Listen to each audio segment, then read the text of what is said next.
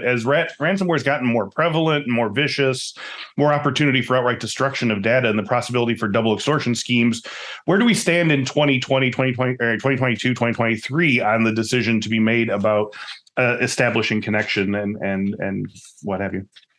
So we've definitely seen kind of a transition where people are trying to make sure that their backups are in such a state or some immutable in some way that, they're not going to have to, pay for that reason, right? For just a backup or just to make sure that, you can restore from some reason.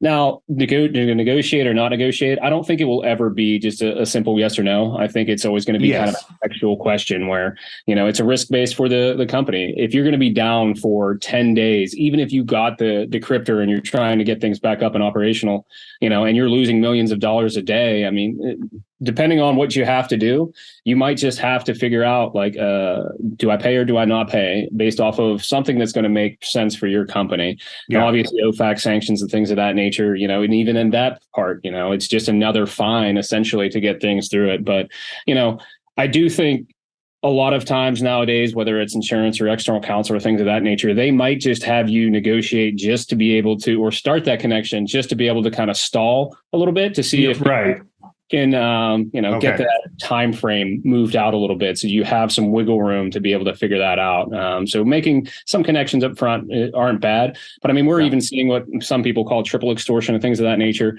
where even if you decide to not pay and you don't get a decryptor, you're restoring things back up, they might try to DDoS you, right, to try to bring things down. Things like I think it's Vice Society, but it might be another one that if you don't do that, that's going to be their next step of things. So, how about some free cybersecurity training resources for you and your team? Just go to infosecinstitute.com/free to get ebooks, training guides, and more than 100 cybersecurity training courses, all free for CyberWork listeners. Go to infosecinstitute.com/free and start learning crucial new skills today.